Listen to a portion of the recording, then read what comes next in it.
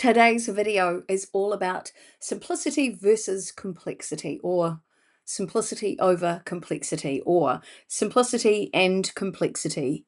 Which one is more important, or can they live together in perfect harmony? Sounds like a song, right?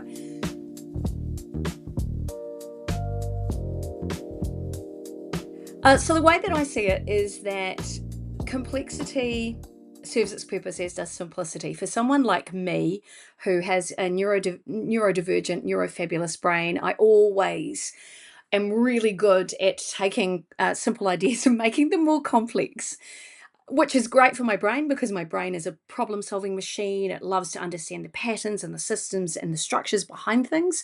However, that can be really hard for an audience to follow. Equally, if things are too simple, you can appear like you are talking down to people. So, how do we find this perfect balance of simplicity and complexity and take people on a journey so that they follow and understand what you're talking about, but not overwhelm them too much? It's a really fine balance. So, today I wanted to share three things, always three things, that support this idea of simplicity and complexity and what does that balance look like. So, really dive deep into understanding what they are, how they can and can't work, and where you might want to use them or not use them in your communication as a leader, if you are speaking to your team or your colleagues, people in your home, or if you are speaking to audiences. So, the first thing I wanted to share is that to a certain extent, if you want to build your credibility, if you want to do some sales and you want to overwhelm people, complexity works really well. So, complexity can hide uncertainty by demonstrating your wide range of knowledge on a topic. The real challenge with that, I'll go challenge first, is that you can overwhelm an audience with too much data. The brain of your audience, the brain of any person you speak to, can only remember a maximum of 3 key points. 3. It's always the rule of 3. You'll see this in another video that I've done. So 3 key points is enough. However, I have seen this used as a sales technique at, say, a conference, whereby a person will demonstrate, here are all the things you need to do to be successful. And they'll go through all of these key points, and it's more and more and more, and it's overwhelming. But the solution that that person is offering takes care of that all for you. So it's a great way to build up the complexity of a challenge that makes you look like a thought leader.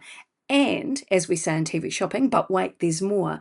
We can solve that problem for you. So it is often used in the sales process. So complexity can work that way. However, if you are using complexity in a keynote, you can also you're at the risk of info dumping. You are at the risk of alienating or overwhelming your audience so they won't stay with you.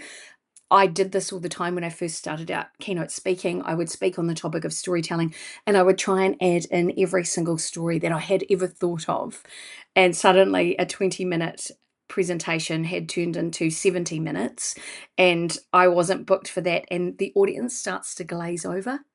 So it is important to remember that complexity can hide your uncertainty if you are full of knowledge and you want to sound authoritative and you want to get that stage where your audience go, just do it for me. But equally, it can confuse an audience. So you need to decide the complexity I'm talking about. Is it too much? And I would record myself. I would sit there and watch my own video and go, have I got that really clear? Is it simple enough that anybody can pick that up? And if it's not, how am I going to simplify it down? Or am I trying to overwhelm someone so that they come and use my solution? So it's a really important thing to decide which one you want to choose. The second thing is that simple messages travel further. Great example of this, a wee story for you. Several years ago, I was heavily involved in live streaming. So in 2015 and 16, I worked for a TV shopping channel called Yes Shop. So I learnt so much about sales and promoting products and using storytelling to sell. It was an incredible training ground. And when I finished, my beautiful partner Pete built me my own TV studio in our lounge. It was fantastic and I loved it.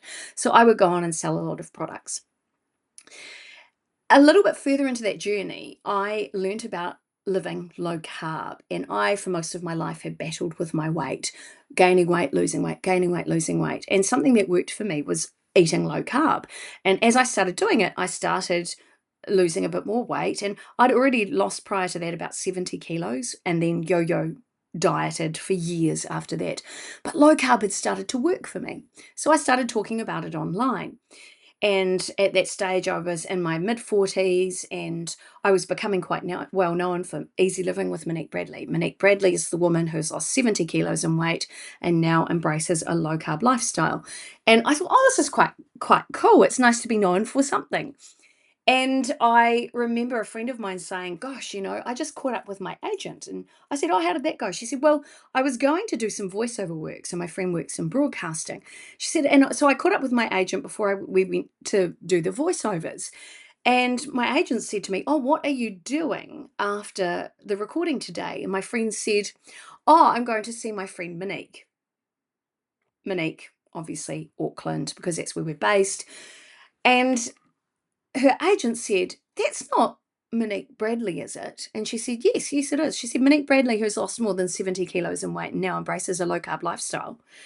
And my friend said, yes, that's her. And it was just amazing to see how far my message had gone, where it resonated with somebody I had never met before and didn't know.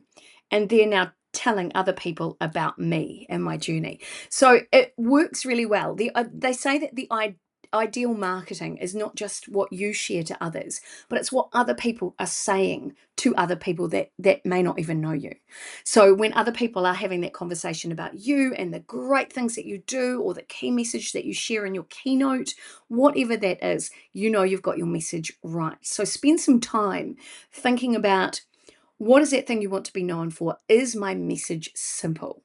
So we've talked about complexity and the conundrum with that and simplicity. And now we're talking about keep your message simple. It's also wonderful for referral marketing if you are part of a business networking group like I am, BNI. It's the clearer your message, the more likely it is for somebody to pick up on someone else's pain point and to be able to say, actually, I know someone who is a specialist in insert solution here, and that person is suddenly sharing the key message or the value that you have. So keep your message really simple. That's where it works really well. It travels far further than your own contact sphere or network. And the final point I wanted to share is that the best leaders that I have coached over the years, or the people who became the best leaders, actually the ones who are clear and can take complex objectives or complex visions and missions and break it down into simple concepts for their team. And I've seen this happen many times. So some leaders have come to me going, oh, my team just don't listen to me. And my question is, tell me what you're trying to articulate to them. And it will be very complex and overwhelming or in particular jargon that the team may not understand. So my job is to work with that person and go, cool, let's take that, let's simplify it down. And I would constantly challenge that leader and say, or so, or what does that mean? And try and go deeper and deeper to get it to, like Elon Musk says, the first thought, the simplest concept. What that means is that anybody in a team can understand.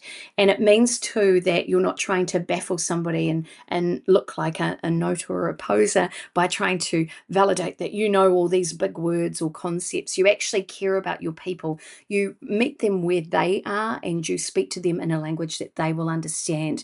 And remember too that stories are a connector. Information that we share can connect, but too much information can actually overwhelm. Like I said earlier, the brain, in other videos, the brain can only remember 3 key points. So do try and keep your content as simple as possible, especially when you are in a leadership role. No more than 3 key points. Don't assume that because you understand a vision that everybody else does. Your audience's brains or your people's brains are looking for 2 things. They're looking for clarity and they're looking for context. So the context is the why and the how, and that clarity is the what. So it's really important to be clear on those key points, and you will have more engagement and a better outcome with your team. So there you have it. To recap, 3 points, always 3 points. Simplicity over complexity, simplicity versus complexity, or simplicity and complexity. This is how it works. First of all, Remember, complexity can hide uncertainty, but at the same time, it can confuse your audience. So find the sweet spot. Second thing is to keep your messaging simple, because simple messages travel further. And the third key point is that the best leaders take complex ideas or messages and they make them simple.